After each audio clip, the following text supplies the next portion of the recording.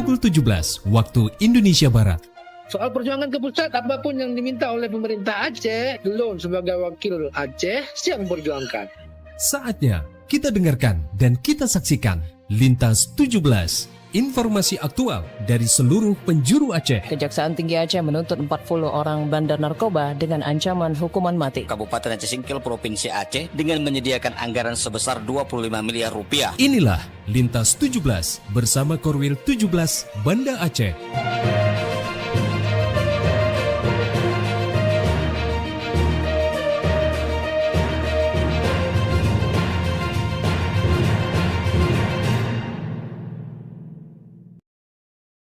Assalamualaikum warahmatullahi wabarakatuh. Dari Jalan Sultan Iskandar Muda nomor 13 Banda Aceh, saya Arso bersama presenter dari RRI Sekorwil Nusantara 17 Banda Aceh, Loksmawe, Melabu, Takengon, Sabang, dan Singkil mengantarkan Lintas 17. Siaran berita berjaringan menyajikan informasi aktual yang terjadi di berbagai penjuru Aceh. Edisi hari ini, Minggu 22 Maret 2026.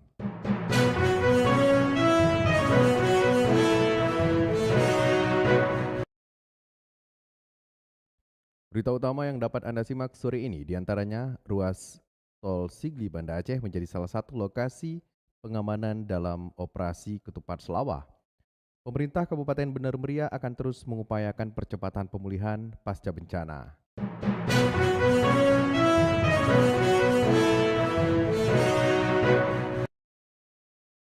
Siaran berita berjaringan ini dapat juga Anda akses melalui RRI Digital serta turut disiarkan Radio Muna FM Subul Salam, Merdu FM Pidijaya, Radio Sapa FM Suara Bujang Salib Lok Semawe, Radio Asalam Uin Araniri Darussalam Banda Aceh, Radio Suara Sabang, Radio Mutiara FM PD, Radio Cempala Kuneng Aceh Timur, Radio Suluh Tamiang serta di relay RRI Radio Rimbaraya.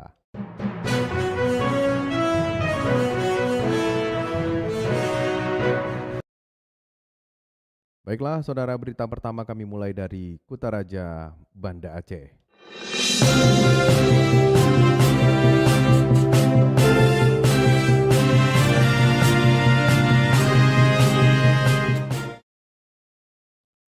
Program Koperasi Merah Putih di Desa Imasin, Kecamatan Ulekaring, mulai disiapkan sebagai upaya mendorong ekonomi masyarakat. Berikut laporan Cindy Novitasari. Program prioritas Presiden Prabowo Subianto melalui pembentukan Koperasi Merah Putih mulai dijalankan di berbagai daerah termasuk di Desa Imasin, Kecamatan Ulekaring, Kota Banda Aceh. Meski masih menunggu dukungan pendanaan, pengurus koperasi setempat tetap menunjukkan komitmen dalam membangun fondasi kelembagaan. Ketua Koperasi Desa Merah Putih KDMPS Imasin Ulekaring Munandar mengatakan pihaknya serius mengembangkan koperasi desa sesuai arahan pemerintah pusat. Namun hingga kini, koperasi tersebut masih menantikan kucuran dana untuk pembangunan gerai-gerai koperasi serta penyediaan modal awal usaha. Untuk dana masih terbatas, kita masih menunggu dana hasil daripada uang dana desa itu yang dijanjikan untuk menjadi modal, tapi kan saat ini belum jelas bagaimana dananya. Kita masih menunggu itu untuk bisa berjalan koperasi ini. Ia menambahkan meskipun secara operasional belum berjalan penuh, struktur kepengurusan koperasi telah terbentuk sebagai langkah awal penguatan organisasi. Munandar berharap kehadiran Koperasi Merah Putih di Desa Imasin nantinya dapat menjadi penggerak ekonomi masyarakat, sekaligus membuka peluang usaha baru yang berkelanjutan di tingkat desa. Program Koperasi Merah Putih sendiri menjadi salah satu upaya pemerintah dalam memperkuat ekonomi kerakyatan berbasis desa, dengan mendorong kemandirian serta peningkatan kesejahteraan masyarakat melalui sistem koperasi. Dari Banda Aceh, Cindy Novita melaporkan. Ruas tol Sigli Banda Aceh menjadi salah satu lokasi pengamanan dalam operasi Ketupat Selawah. Laporan TC Maulidia Putri. Operasi Ketupat Selawah Kepolisian Daerah Aceh masih terus berlangsung hingga 25 Maret 2026 yang bertujuan pengamanan arus mudik dan perayaan Idul Fitri. Pengamanan di seluruh Aceh melibatkan 3.282 personil gabungan. Adapun turut difokuskan pada terminal, pelabuhan, bandara, lokasi rawan termasuk ruas tol Sigli Banda Aceh Sibanceh. Kapolsek Padang Tiji AKP Suhadi menyampaikan bahwa kondisi arus lalu lintas di ruas tol tersebut terpantau aman dan lancar. Lonjakan terjadi sejak 18 Maret yang dilintasi hampir 10.000 kendaraan. Kami dari pos pantau Koperasi Ketupat Selawah 2026 exit tol Padang Tiji dapat melaporkan bahwasannya hingga saat ini arus lalu lintas baik dari arah Banda Aceh maupun dari arah Kota Sigli mengarah Banda Aceh masih terpantau lancar dan aman. Pihak kepolisian mengimbau seluruh pengguna jalan untuk merencanakan perjalanan dengan baik, mempersiapkan surat berkendara, memastikan kendaraan layak jalan, menjaga stamina, serta memanfaatkan rest area untuk beristirahat jika kelelahan, termasuk mematuhi seluruh ketentuan selama berada di ruas tol, seperti aturan kecepatan, rambu-rambu, dan sebagainya. Dari Banda Aceh, Tisi Melidia Putri melaporkan. Dari Kutaraja Banda Aceh, lintas 17 menuju Samudra Pasai, Aceh Utara.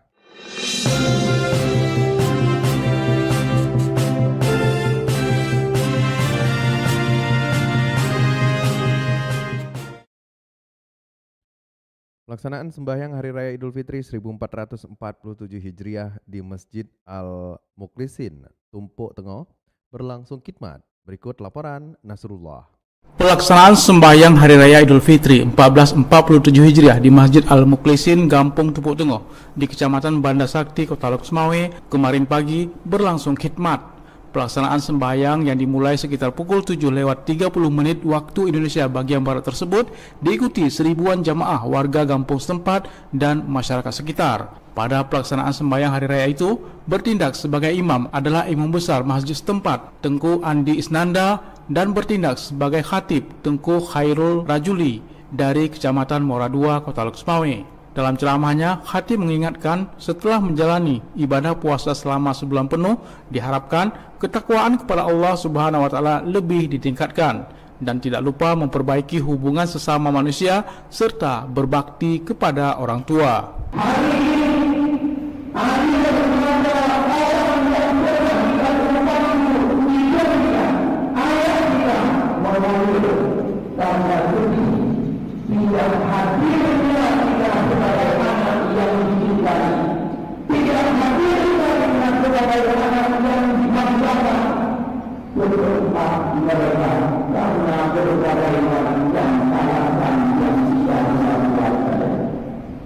Sementara itu, PJ Geci Gampung Tumpuk Tengah Muhammad Nasir sebelum pelaksanaan sholat Hari Raya dalam laporannya mengatakan bahwa tahun ini penerimaan bantuan dana untuk anak yatim mencapai 146 juta lebih. Masing-masing anak yatim yang berjumlah 54 orang menerima bantuan Rp1.800.000 per orang. Sisa dana masih ada sekitar 97 juta yang akan dibagikan pada Hari Raya Idul Adha mendatang. Sementara itu, beras zakat fitrah yang diterima tahun ini mencapai 19 ton lebih yang dibagikan kepada 5.800 jiwa fakir dan miskin. Demikian, Nasrullah melaporkan, RRI terus mengudara untuk Indonesia. Polres Aceh Utara memastikan personil siaga untuk memberikan pelayanan terhadap masyarakat pengguna jalan, khususnya di titik rawan kemacetan di Jalan Lintas Nasional Medan Banda Aceh. Berikut laporan Saifullah Nurdin. Polisi Lalu Lintas Polantas Polres Aceh Utara memastikan personil siap siaga untuk memberikan pelayanan terhadap masyarakat pengguna jalan, khususnya di titik rawan kemacetan, khususnya di persimpangan Jalan Lintas Nasional Medan Banda Aceh. Kapolres Aceh Utara AKBP Tri Afrianto melalui Kasat Lantas Ibtu Sofian Kurniawan kepada RRI kemarin menyebutkan setiap hari 18 personel gabungan untuk mengatasi kemacetan arus lalu lintas, khususnya di daerah rawan terjadinya kemacetan seperti di sejumlah persimpangan di jalan nasional, di antaranya Simpang 4 Lusukun dan Simpang 4 Pantel Labu. Di Aceh Utara sendiri, lanjutnya ada 2 pos ketupat selawah, yaitu pos pelayanan di Terminal Lusukun dan pos pengamanan di Pos Lantas Pantel Labu. Di setiap pos melibatkan sebanyak 18 personil gabungan dari unsur Polres Aceh Utara, TNI, Dinas Perhubungan, Satpol PP, dan instansi lainnya. Jadi setiap sore pukul 16.30 mereka sudah on untuk melaksanakan kegiatan pengaturan, Bang. Mengingat padatnya arus lalu lintas, kemacetan arus, maka personil tersebut sudah secara teknis melaksanakan kegiatan pengaturan. Kegiatan itu dilaksanakan mulainya dari awal bulan puasa kemarin, Bang. Kita di situ bukan hanya lantas yang berdiri, Bang. Ada fungsi lain juga seperti Sabara, ada juga dari Disub, ada juga dari Pol PP, ada juga dari TNI. Kita melaksanakan itu kegiatan di pos ketupat tersebut untuk mengantisipasi kemacetan arus mudik ketupat 2026. Lanjut Kasat Lantas, untuk titik rawan kecelakaan lalu lintas Laka Lantas di Wilayah Hukum Polres Aceh Utara terdapat di sejumlah titik, di antaranya kawasan Gampung Pintanghu, Kecamatan Lusukun, dan kawasan Gampung Alubili, Kecamatan Baktia. Kasat Lantas juga menghimbau kepada seluruh pengendara khususnya yang melakukan arus balik mudik untuk mengedepankan disiplin dalam berlalu lintas, selalu mematuhi rambu-rambu lalu lintas, tidak memaksakan diri saat lelah, serta memastikan kondisi kenderaan dalam keadaan prima sebelum berangkat. Demikian, Seplah Nurdin melaporkan. Dari Lok Sumawe kita menuju dataran tinggi Tanah Gayo.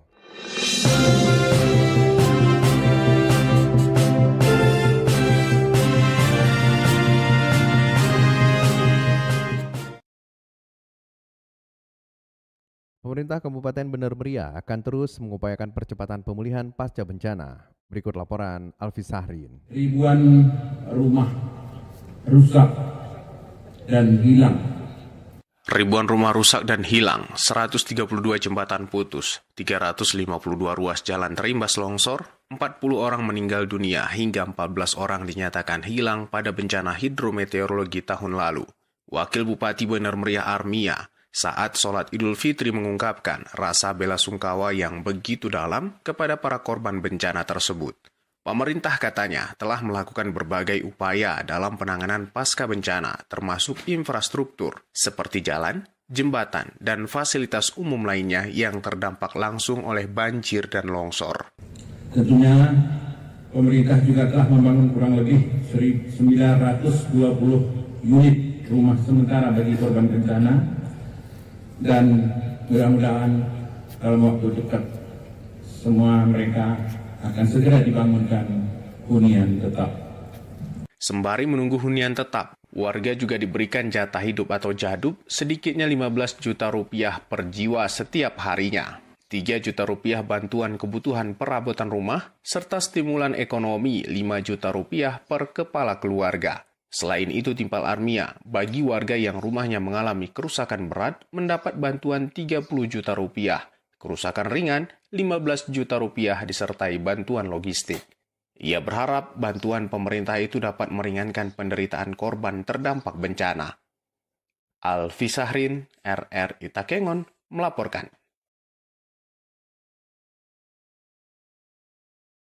Dari Takengon kita menuju 0 km Kota Sabang.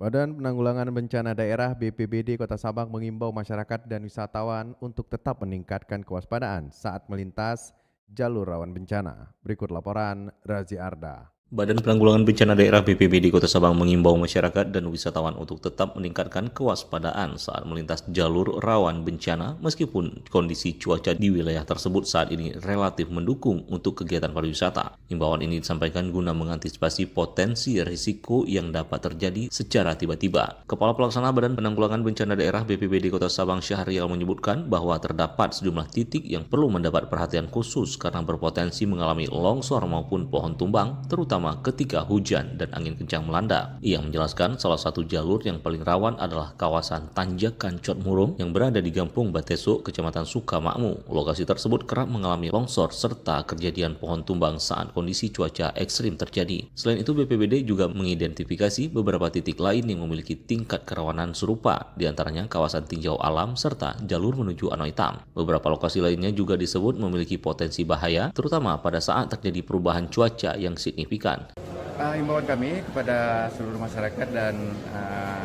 wisatawan di Kota Sabang agar berhati-hati dan waspada pada saat terjadi angin kencang dan hujan deras. Syahrial menegaskan meskipun cuaca di Kota Sabang saat ini cukup cerah dan mendukung aktivitas wisata, masyarakat dan pengunjung tetap harus berhati-hati khususnya saat melintasi jalur-jalur yang telah diidentifikasi rawan bencana tersebut. Dari Sabang, Razi Arda melaporkan. Dari 0 km Indonesia Sabang, lintas 17 bergerak menuju kawasan bumi Syekh Abdul Rauf Asingkili.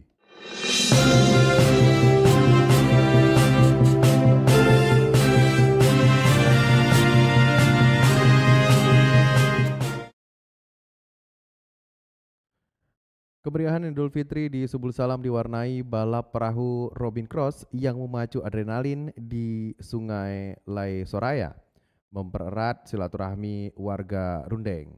Berikut laporan Juprianto. Pemuda Kecamatan Rundeng menggelar lomba balap mesin perahu atau Robin Cross di aliran Sungai Lai Soraya. Kegiatan yang memacu adrenalin itu dilaksanakan dalam rangka menyemarakkan perayaan 1 Syawal 1447 Hijriah, sekaligus menjadi hiburan rakyat di momen Idul Fitri. Kegiatan itu juga mendapatkan dukungan penuh dari unsur Muspika Rundeng, pemerintah desa, serta sejumlah perusahaan yang beroperasi di wilayah tersebut. Ratusan masyarakat tampak memadati bantaran sungai untuk menyaksikan kecepatan mesin-mesin kayu tersebut. Penonton yang hadir tidak hanya berasal dari lokal Kecamatan Rundeng, tetapi juga datang dari berbagai kecamatan lain di wilayah kota Subul Salam. Pertandingan di lintas air tersebut berlangsung sangat sengit sejak babak penyisihan dimulai. Ketegangan sempat terjadi saat salah satu perahu peserta karam akibat hantaman arus, namun kesiapsiagaan panitia dalam memberikan pertolongan membuat insiden tersebut tidak memakan korban. Ketua Panitia Muhammad Ihwan Sambo menyatakan bahwa kegiatan itu merupakan agenda rutin yang selalu dinanti masyarakat setiap tahunnya. Ia juga mengapresiasi semangat para peserta yang telah menjunjung tinggi sportivitas selama perlombaan berlangsung. Baik Bang, untuk kegiatan hari ini adalah perlombaan Robin Cross, yang dimana perlombaan ini diadakan setiap tahunnya dari dulu. Mulai dari lomba Robin Cross ini dari tahun 90-an Bang. Untuk event ini biasanya dilaksanakan lebaran aja atau bagaimana? Event ini diacarakan biasanya untuk menyambut 1 Syawal Bang. 1 Syawal. Acara ini berapa hari Bang? Acaranya itu kalau Robin Cross 1 hari Bang. 1 hari nanti. Habis semua itu? Habis Bang. Karena kita nanti ada sesi pertama, sesi kedua, sesi ketiga, langsung final Bang. Oh, finalnya kapan itu Bang?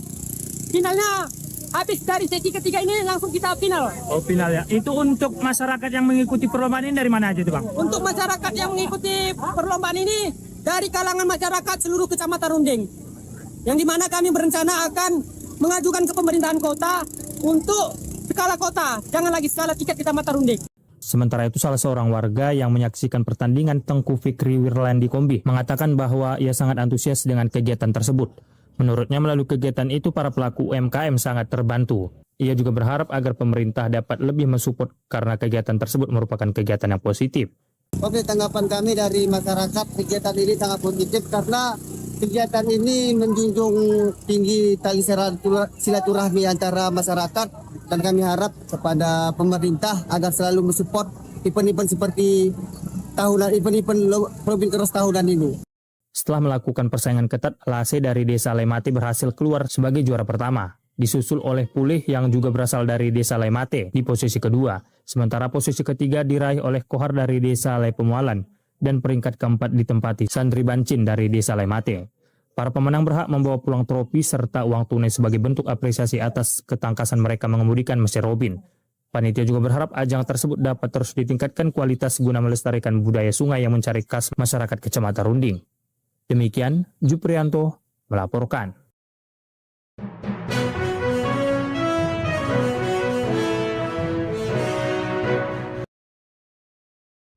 Dengan berakhirnya laporan tadi, berakhir sudah Lintas 17 sore ini. Berita utama dari RRI wilayah batas Selasar, Korwil 17 Banda Aceh. Atas perhatian Anda kami ucapkan terima kasih. Wassalamualaikum warahmatullahi wabarakatuh. Sekali di udara, tetap di udara.